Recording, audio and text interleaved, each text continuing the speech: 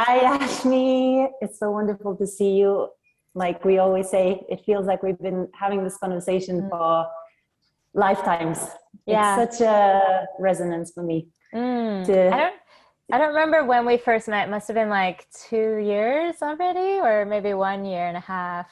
I don't remember Instagram without you. My feed is always, there's always your message. Yeah.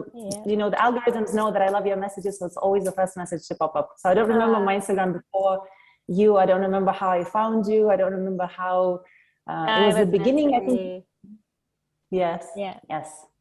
And it just keeps happening. Mm. So today I have a few questions for you, and I'm so happy that you're here to answer them for me. I am fascinated by the process of book publishing. You just recently published a book, Awakening the Heart of Humanity. And from the snippets that we've had, a couple of messages that we exchanged, something resonates so deeply about the process that was involved in this.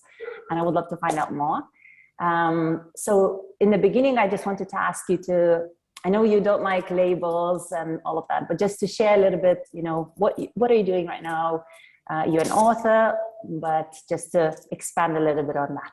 I love how you said, you don't like labels. And that is true. Like what I'm doing is deconstructing all the labels that I have been to find out who I really am. And I guess like from the outer world, what I would say is I'm an artist and an author. I've left Silicon Valley. I used to work in tech, and I got really burnt out in that journey. And now I'm kind of following my heart.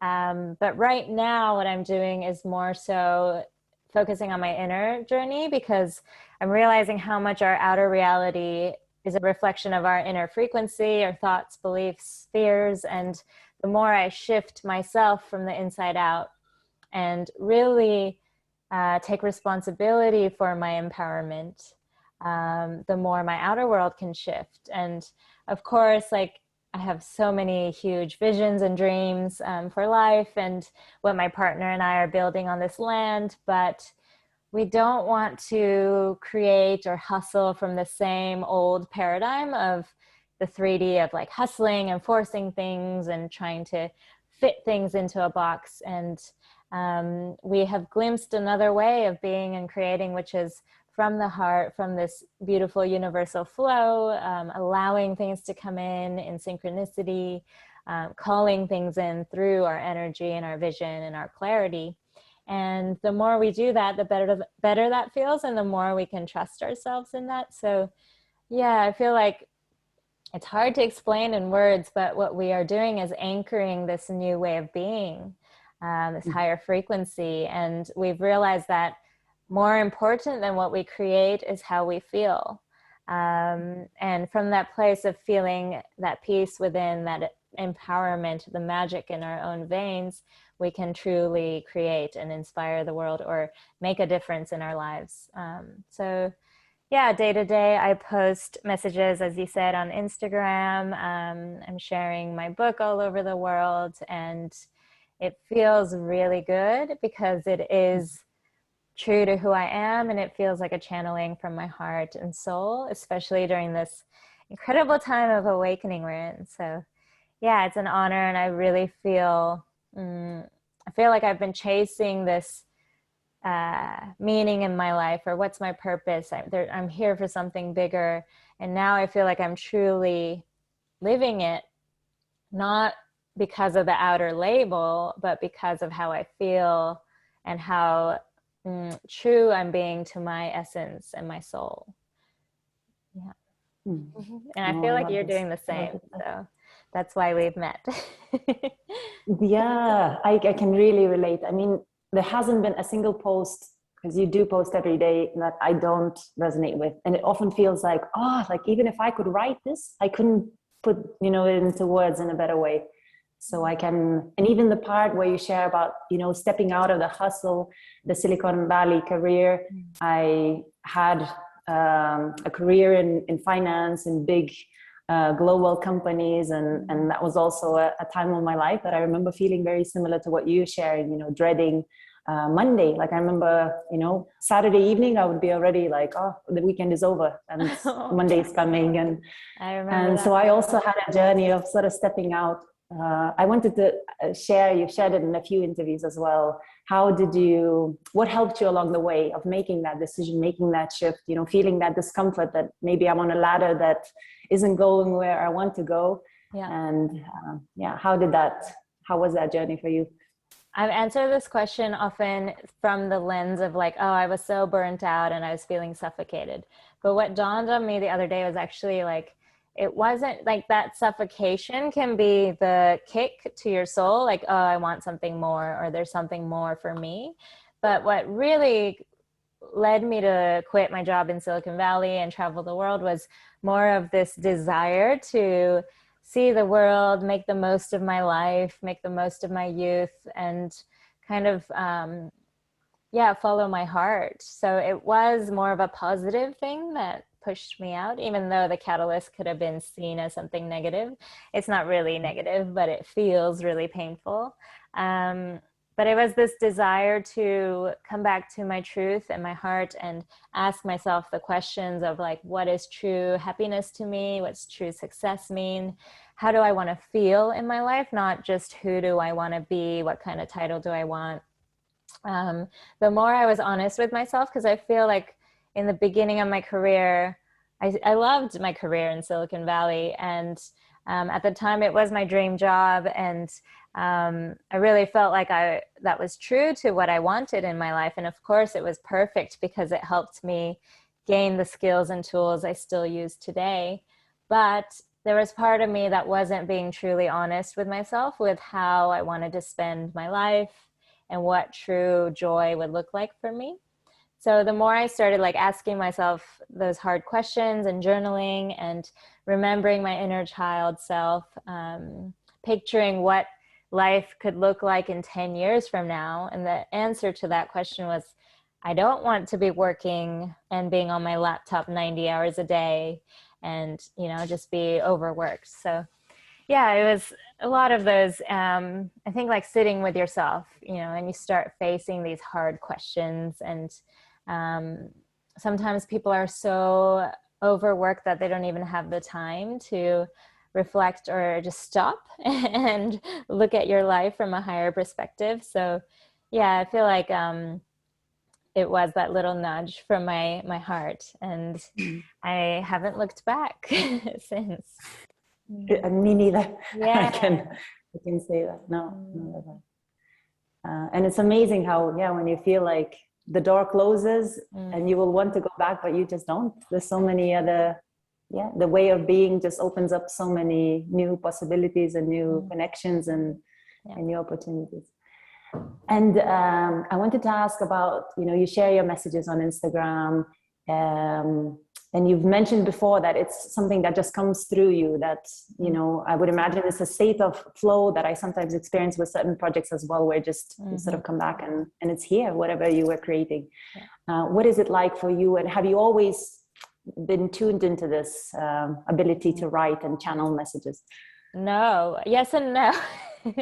I feel like I've always loved journaling as a child, and it would come pretty easily. And for me, it was like when I was feeling really lost in my adolescence, or early adolescence, writing was my therapy, and I'd always notice how it made me feel better. So I feel like everyone has that thing, it might not be writing, but something that connects you to your spirit and the sense of calm, like everything's going to be all right. And maybe a little higher wisdom that comes through. Like for me, that was writing, and I blocked myself from it, I think, in my early career and also in college. Yeah, I actually stopped journaling, stopped writing for myself. It was all for outer assignments. And then, like there was a point where I just didn't trust my intuition, didn't even know what it sounded like, right? Like we all have it, but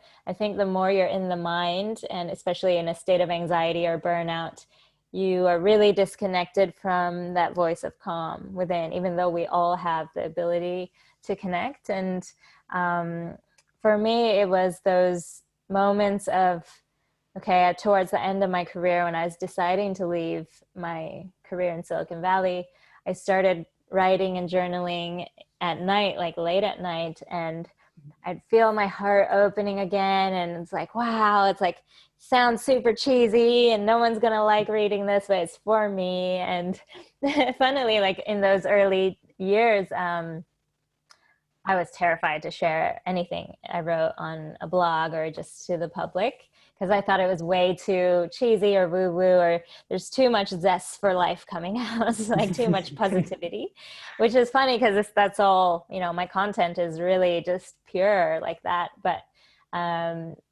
at the time I judged myself for it, but I still did it for myself. Is like, it doesn't have to be for anyone else. This is just the flavor of my voice and it makes me happy. So I kept doing it, and it did get easier, but it took a couple of years. I feel like sometimes you're like, you wake up and you have something, an inspiration, or in the shower you might have an idea, but often what we do is we second guess it, or we think, oh, that's just a silly idea. But often when you're in a state of like your mind is still and those ideas come out, it's actually your higher self or spirit or the universe, however you want to call it. And the more you actually trust that guidance, the more you allow it to be heard, whether it's jotting it down, you know, or writing in your journal about it, even trusting your dreams at night, the stronger that muscle gets. And the more, it's almost like you're telling yourself, okay, I'm open to guidance, or I'm open to the voice of my heart. And it does get stronger. So it is like building a relationship with yourself, that trust. And the more I started writing without second guessing or filtering, the smoother it came through. And so when did you know that time had come to put all of this in a book, like, or new things, or how did you feel that calling that the book was here and it wanted to come through you? It's so crazy because even a year and a half ago, I would see people who are like, I published a book, and I would put them on a pedestal. Like I would be like, okay, maybe I'll be good enough to write one at age like 45 or 60 or later in my life. And there was always this feeling of like, I don't know enough, I'm not good enough, what would I write about? I don't have enough life experience. And you put that project on a pedestal to the point where you don't allow yourself to open to the possibility that it could be this year. And so it was like that for a long time, even though deep down I've always wanted to write a book. And it always felt so pure, like a natural expression of me. This is interesting. So a close friend of mine published a children's book from the heart with her own illustrations. Her name is Anita. She's in Perth. And seeing her do that and just follow her inspiration for it and just make it happen within a year, it was just so inspiring to me. It was like, oh, wow, like if a close friend can do that, it's like, it's not about comparison, but it's more like, okay, I can do it too. Like, it's not as hard. It is hard, but it's not like a mountaintop that you cannot climb. Like if you choose to climb it, you can get there.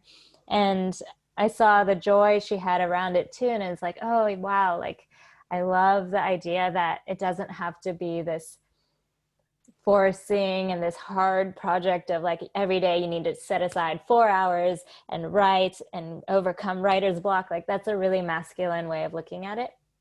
It was more, I knew that it would be this energetic channeling that came through me, and I wanted it to be easy and come from my heart and not really be something that I have to force in my head. So that little nugget of inspiration came, and then, but I still didn't act on it. I just allowed myself to let it simmer. And it was actually during this 3-month period where I had no projects, and I was really trying to unlearn this hustle mindset and this need to be productive.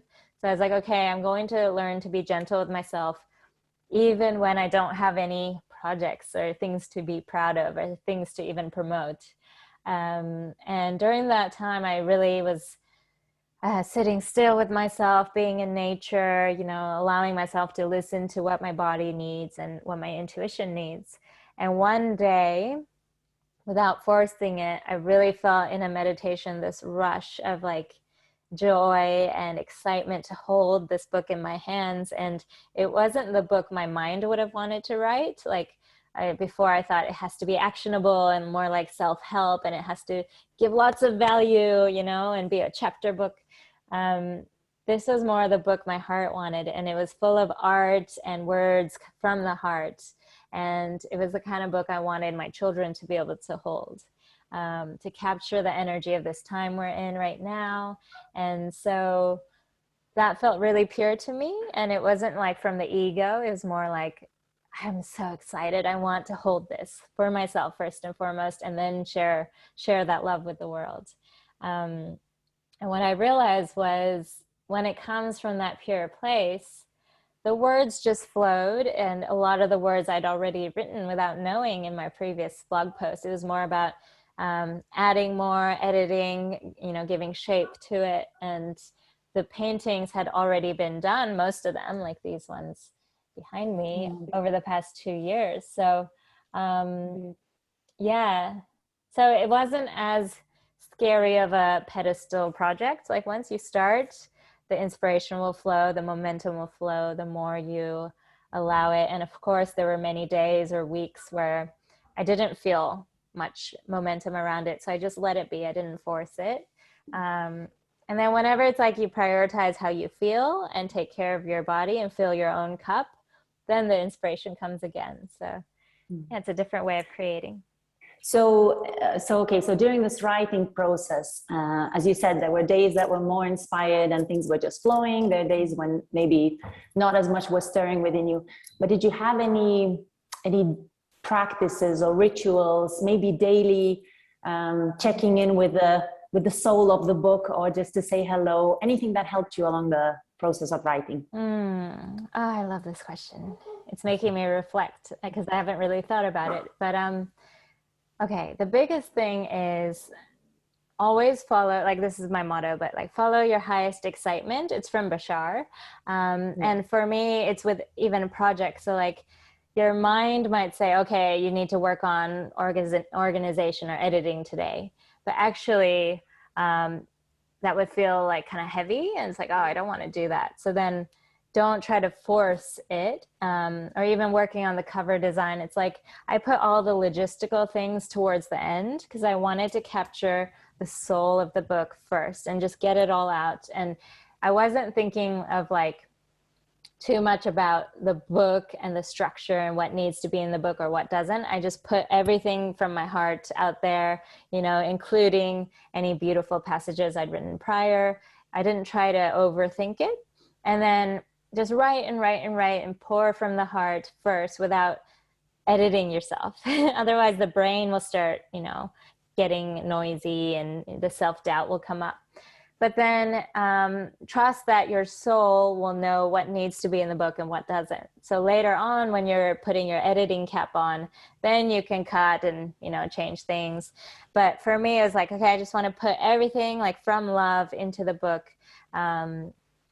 first. And, you know, like I said, it was like, if the energy wasn't flowing, I would just leave it and prioritize my well-being. So I did a lot of walks in nature, just going to the beach, listening to inspiring books and podcasts, just not even putting like this expectation of I need to be working on the book every day. Because I feel like some book coaches would tell you that. And that's if you're writing a book from the mind, or, you know, like a chapter book or something you feel like you need to get out with a certain time frame in mind. But for me, it was this exercise of trust. Like I trust that the book that is meant to come out of me will, and in its own divine timing. And this is the beauty of like self-publishing, because you don't have someone telling you what it needs to look like or be, or the deadline. And yeah, allowing myself to drop into my heart more and more. So like cacao ceremonies helped, or I'd go ecstatic dancing, and it's often like moments where you're not even thinking about it, where you're feeling so good and your heart's open, where this idea would come through and it's like, this is something I need to add to the book. And another thing was like, in the vein of trusting what needs to be in the book will be in there. This naturally happened where I would read the book, over and over again, and then I just leave it and I go for a walk. And then this thought would come through like, oh, this is something to add another angle to it, or this passage would come through, and just trusting that even those, like what isn't in the book to round it out will come in its own timing. And I think the best thing you can do is continue growing and following the expansion of your own soul, because the person I was when I started the book is so different from the person I was towards the end of the book. So I had way more of a, rounded perspective, or, in this life, we're always cycling to higher and higher perspectives. So when you read it again, your future self or your current self is going to see things that your past self didn't. So just trusting that the book will be ready when you're ready. And the book is a reflection of yourself. So like, as you grow, as you expand, as your consciousness shifts, the book kind of shifts with you. And that's what I loved. Yeah, as a living entity. I love it. I love it. Yeah. I really do feel that these stories or these books sort of have a, Elizabeth Gilbert in Big Magic, she talks about how books are entities and ideas are entities, and that they come to sort of collaborate with humans. And if you see it that way, then you can allow to be, to be part of that process. I love what you shared about Bashar's quote, because I have noticed, I'm writing a story right now, and I love the idea of sort of checking in with it every day. So I say, okay, 15 minutes is not a lot of time, whether it's going to be an idea that, some thought popped up during the day, just writing it down or reorganizing something. But I noticed lately that I was doing this thing where it's like, I'm stuck on there's one particular sentence that I need like exact 3 words for. And I keep coming back in the last 2 days to that, even though, because it's like the last sentence in the continuation of the rest of the story. But a couple of nights ago, I had, I couldn't sleep, and I wrote down 2 pages of something that happens like way into the future of the story. Like that page, a gap missing between. And I suddenly, with you speaking, I realized, well, I could be working on that part, because that's very exciting part that's already written in a way. So forget that sentence. It's going to come when it has to, and just focus on the rest. I love that advice. Wonderful. Self-publishing. I think this is such an interesting subject that I just recently realized that this is what's happening, that the old industry, in a way, I mean, there are obviously books being published through publishing houses, but the majority of writers, perhaps, this is not even the model that they should be following in a way. Again, it works for some, but like everywhere, we're beginning to see alternatives to how things used to be done. And so I would love to find out whether for you it was an easy decision to make, what were important factors for you, and how did you find the process itself of self-publishing?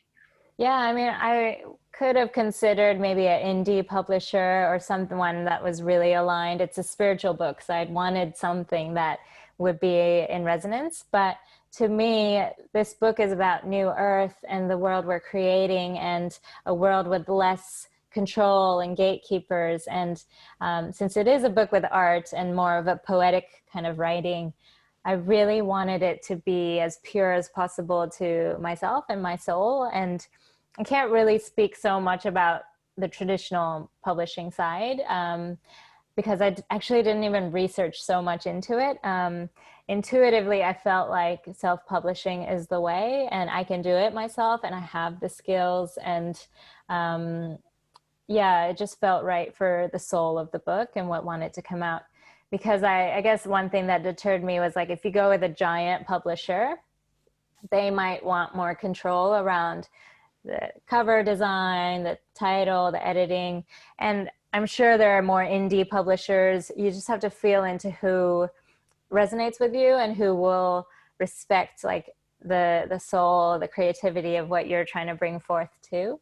But self-publishing was beautiful for me, and I enjoyed the process of actually researching every part of it. So like, I found a really good printer in Perth, and they specialize in beautiful book printing. And I visited them and I got to see samples of their books, and they have huge overset printers and incredible inks and paper and the highest quality. So that was nice because they did the printing part, but I got to submit the full book formatting and design. And I think you can hire for any part of the book process. So you can hire an editor who, if you want someone to just look at grammar, spelling, and just a few high-level edits, you can hire that, or you can hire a really intensive book editor who will really work with you on that. You can hire a book cover designer. You can hire someone to help format. Stubbornly, as a Virgo, as a perfectionist, I did everything myself. So I used InDesign for formatting the book because you can have a 2-page spread and you can see how it flows page to page, because I had some photography and images as well of my art. And yeah, the printer let me know like how thick to make the spine. I know we're getting into the technical side, but based on the number of pages and the thickness of the paper, they tell you like how thick to make the spine for the cover design and all that. Like I had no idea about any of this, but you're actually like smarter than you think, or like with each step you figure it out. That's what you do. And then, they give you a quote for how many books. And obviously the higher volume you print, the cheaper it is per book. But I'm not like mass producing it. So I chose to print only 800 copies. And maybe the second edition, I'll go way higher than that. But, to me, that felt safe and that felt good. And that's how much I could afford. And I did choose like higher quality paper and stuff because it is an art book and I wanted that coffee table feel. But with marketing, and I'm sure we'll talk about this later too, but I was in no place to think I could possibly self-publish and sell books, because when the idea came, I only probably had like 1,000 Instagram followers. And normally you'd say like, well, you don't have an email list, you don't have you're not famous, right? So how can you expect to sell that, right? But I just trusted the energy of the book that came through. And it, like I said, it wasn't for the audience. It wasn't for money. It was for myself. Like I wanted something that was a physical expression of my soul. So, and I trusted, and I told the universe this, it's like, this book will have wings of its own. And, I want to create it with love from the heart, and it will spread to all the souls that need to hear its message or would like to hear its message. And I just trust that it'll be fine. Like it's not a big deal. So amazingly, the more you align with your heart and soul, the more you create something that is pure, true to the essence of who you are, and the more you speak with truth or create with truth, you will attract people who feel it. Like the greatest thing is people like read the book and cry, and they're like, wow, like I'm on page 2 and I'm in tears. And that's when I knew like, wow, okay, there's an energy in this creation. So just trust that. And obviously like over time, as I've stepped into my like trusting myself more and having more confidence, my following has grown. And it's never about the audience, but often people will think, oh, I'm not big enough yet to do that XYZ project. And it doesn't matter, because it's like, meet yourself, step into your dreams, and then everything you need will follow. Yeah.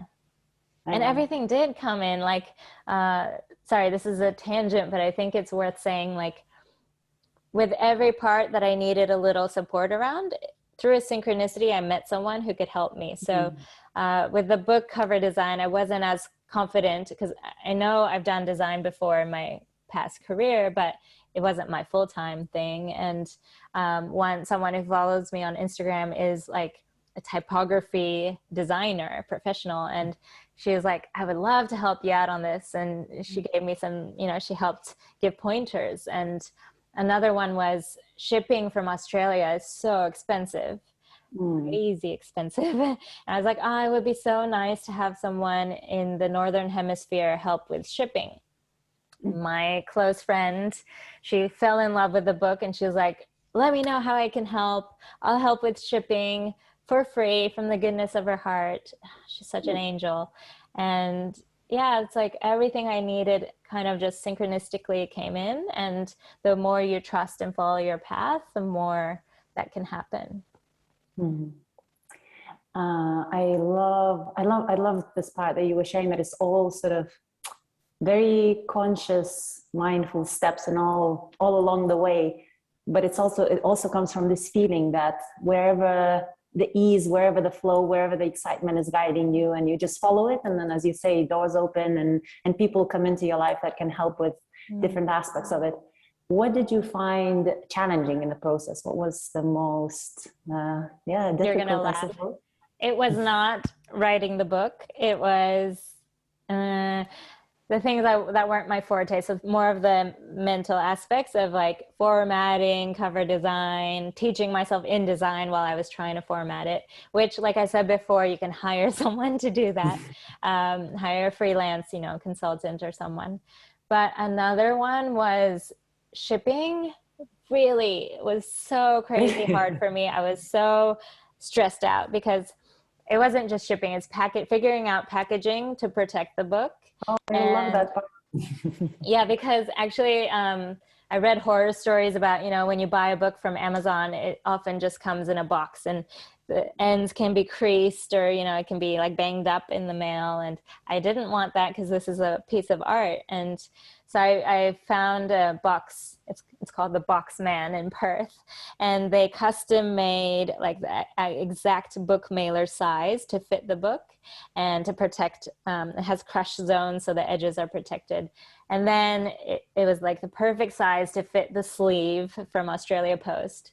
So yeah, those things. And also like figuring out shipping and how to price that and all the things. Like it was a big process of learning because I'd never done retail before.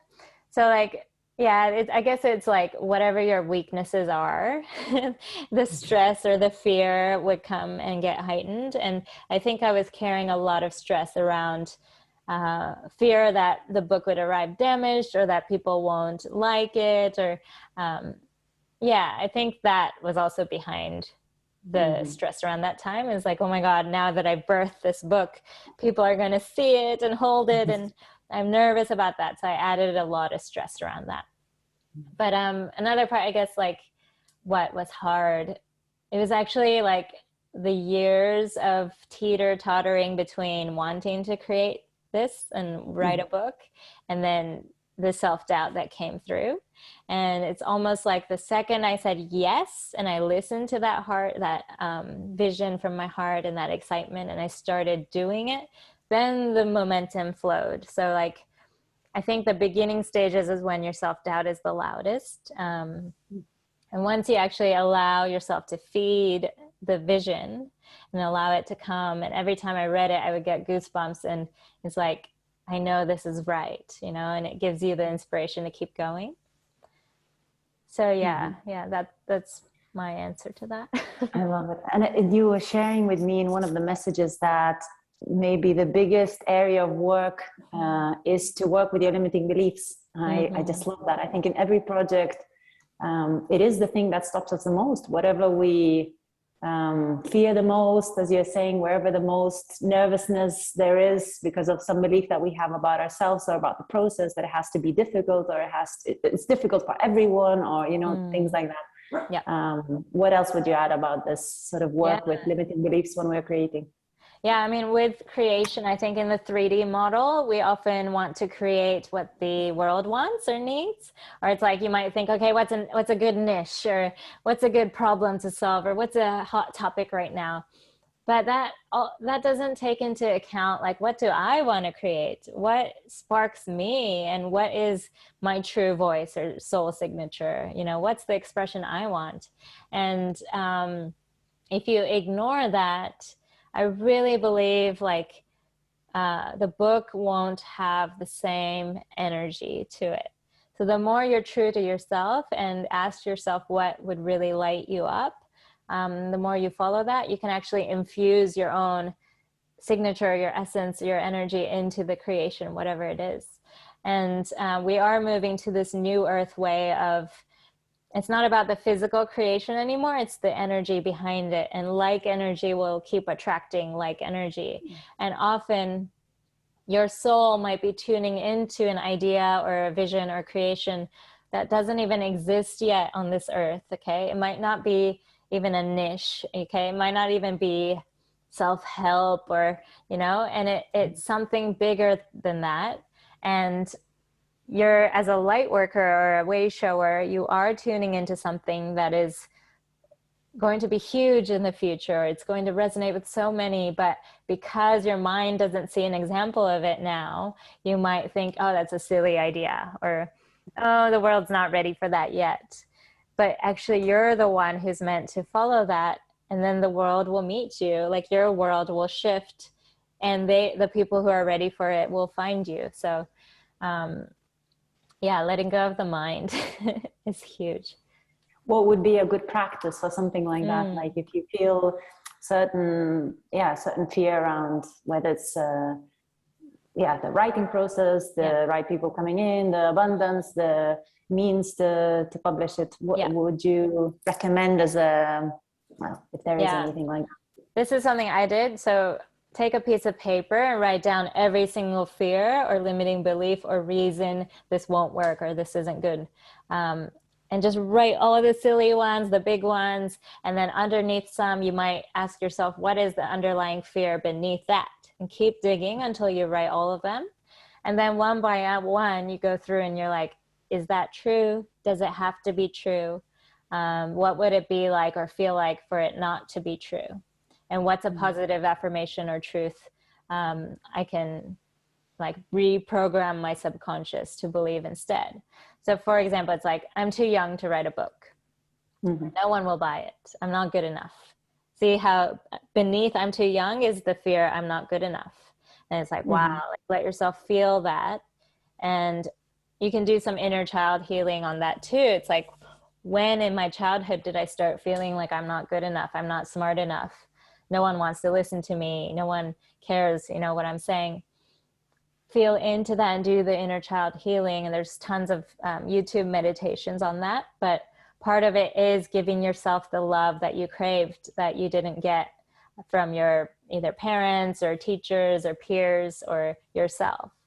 And then some of the fears, you actually just the moment you write it down and read it, you'll be like, oh, that's a silly one. But it's actually in your mind, but you don't see how silly it is until you write it.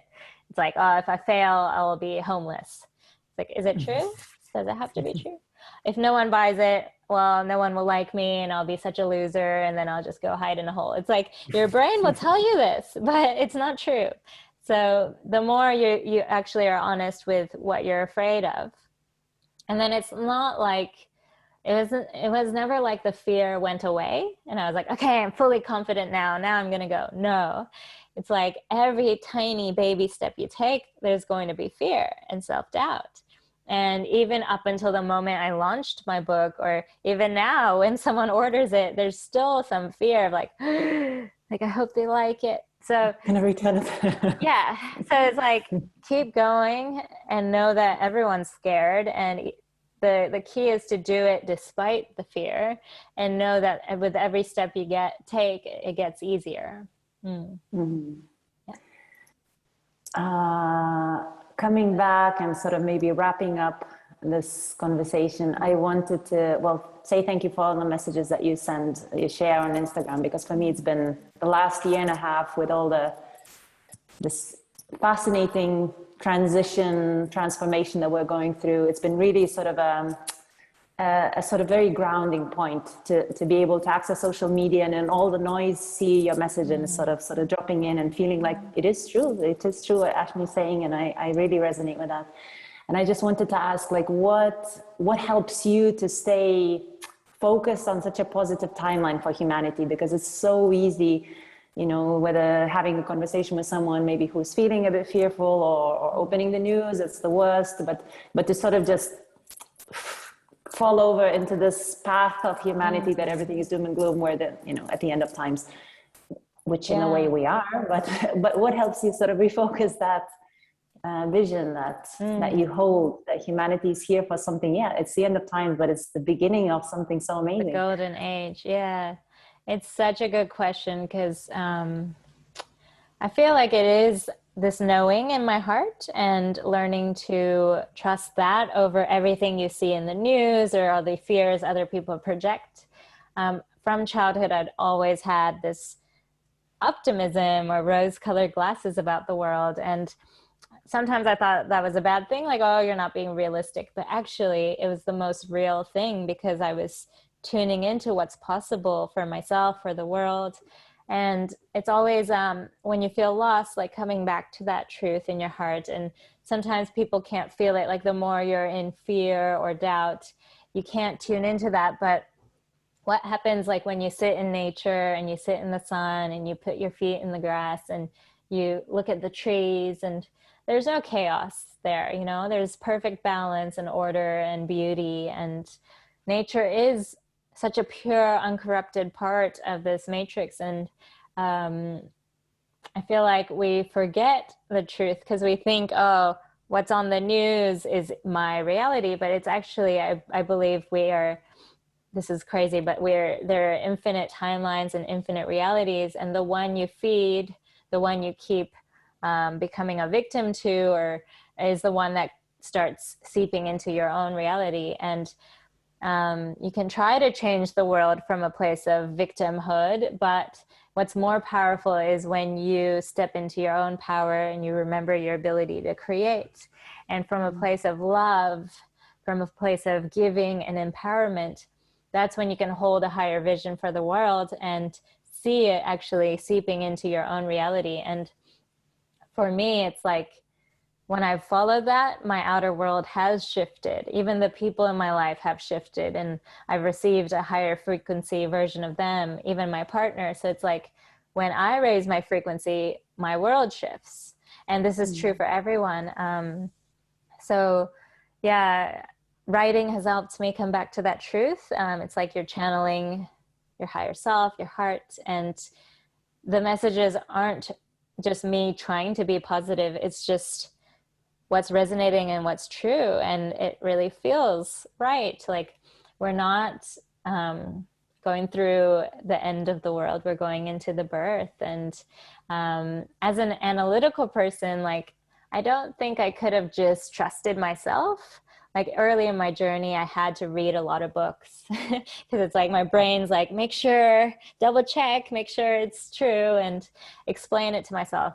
So I read about like quantum physics. I read about different channelers talking about this time on Earth of massive change. And I read about lots of different predictions for the future from the ancients, ancient civilizations, the age of Aquarius.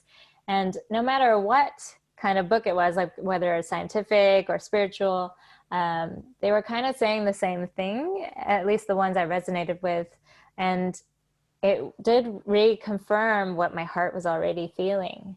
And you know, when something resonates, you get chills, you know, you feel it in your gut, and it opens your heart. And so to keep pursuing that and feeding that vision, you'll see your world around you shift, and synchronicities will start happening, and you'll manifest faster. And when your life is already shifting that much, it's becoming easier to trust that the world can shift, you know? It's the power of our consciousness. And do you have, again, some kind of like a ritual or a morning practice or something that helps you tap into this? Because I sometimes have, like in the mornings, I have oftentimes a feeling when I first wake up, especially if, you know, I have a small, still a very young daughter, she wakes up maybe or something. I wake up a bit tired, and I sometimes have this like, just open my eyes and, is this planet? And we're still in this, in this process. I get that too. Yeah. And I feel like in the morning, I always have to do this. I call it like pedaling up the hill a little bit, like, like raising my energy a little bit. And it's really skilled, you know, it's maybe the way you drink your water in the morning, or you just look out the window and say good morning to the sun and the elements. And sometimes, like always, that's enough to just raise that a little bit higher. What do you find helps you in the mornings or to start your day? Yeah, I don't want to sound like, oh, I'm always peaceful and always happy. Like that's not the goal. But like, and actually this year for me, there's been a lot of heavy emotions coming up to purge and feel, and triggers and things I thought I already healed, but they're coming up again. So in those times, it's actually like sitting with that heavy emotion and letting myself cry, or asking myself, where is this coming from? And either talking about it with Joel or journaling about it. Often when you allow yourself to feel whatever you're feeling without suppressing it, it might take a day or two or even a week to move through that. But when you do, you feel lighter on the other side. And it's like a never ending journey this year. It's like how another layer. But as for my mornings, like, yeah, I'm not perfect with my mornings. Like every day I have my cacao, and that's really a beautiful heart opening. But sometimes I'm not as intentional. I just sip it, and do my day. Having Bodhi, my puppy, is so good because, he's the first face I see in the morning wagging his tail, and I take him out to pee, and I have some time to stand in nature and just see the beauty around me. But and then I try to meditate in the morning, but sometimes it's just 5 minutes, sometimes it's longer. And actually, like, I change a lot of my routine based on what's feeling good. So for a while, there's this, we have a yoga mat and this back roller. It's like kind of like a round cylinder, and you just lay back and it kind of like stretches and opens your spine, and just, leave it in one spot for like 5 minutes and then roll it down your back slowly. And for me and Joel, that's like really relieved a lot of tension in the neck, and even just stretching. Like if your mind can't really settle in meditation, it's like, okay, try to do something else that feels good. So for me, it's like moving my body or stretching, and then I start feeling more inspired. And obviously, like for me, writing is a huge way for me to connect. So some mornings, like I'm actually write on my phone because I have something to write and post, and that's fine too. So I think the biggest thing is don't judge yourself with like, oh, I didn't do a perfect morning routine. Yeah. That's so important. Thank you so much, Ashmi. I feel like honestly we could talk for hours and hours and hours. Totally. And maybe we will continue this conversation at a later point. We'll do a part 2. What would you say sort of as your words of goodbye, as a words of, not goodbye, concluding this conversation? Maybe some little snippet of encouragement for anyone who needs it right now. Or, right now feels like we're at a tipping point. It feels like the world, if you tune into it, or if your work is affected by these new mandates, it could feel like, okay, how much further are we going to get pushed, right? And they're starting to come after the children now with these experimental jabs. So it's getting more and more scary looking if you're tuning into that. And also, no matter what side you're on, the division and name calling on both sides is getting really painful. And it can look like, okay, I can't handle this anymore. It's going to get worse and worse. But what I have always intuitively felt is it's always darkest before dawn. And I truly believe we're at the tipping point where it can't continue on like this. More people are waking up by the millions every day. People are being forced now to decide what they stand for because it's affecting their personal lives or their work. So I truly believe in the power of the collective consciousness and how we're shifting spiritually, as well as through the outer systems changing and collapsing. And I believe that as the outer systems collapse and shift and upgrade, I guess, to the new earth way, along the same time, we're having a spiritual awakening, a shift in consciousness that will be able to hold those new changes. Because some people are like, I still don't see how quickly things can actually change with the way the consciousness is at and where we're playing right now. But I truly believe that as we open up spiritually and as we remember our true selves, as the amnesia fades, the veil is lifting, more and more people will tune into the truths of their heart and who they are and their power. And that's going to make it so much easier. Like everything's going to become exponentially easier to shift. So yeah, have hope, hang in there, and trust that the divinity of it all is what is guiding us. And the more you trust that, the less fear you will have around how it has to look or how it's playing out. Just think we're all being called to surrender a bit and allow it to unfold, knowing that it is for our highest expansion.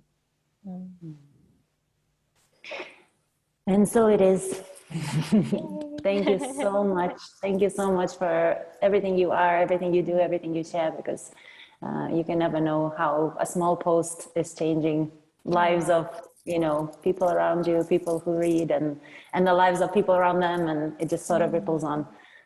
Thank so you, Ashta. I feel like I'm so grateful for you because you've seen my light early on and reflected that back to me. And you're so sweet. And you can just tell with your energy and how you speak, even on your channel, and the ways you've stepped into your truth and sharing your heart with the world. You're just such a beautiful soul. And I'm so amazed we just met from across the world. But of course, it was meant to be. So thank you. And I can't wait to hug you in person. Yes, yes, that day is coming. I know it for sure. Thank you again. Enjoy your wonderful, the rest of your day, and we'll connect. We'll keep chatting. Beautiful.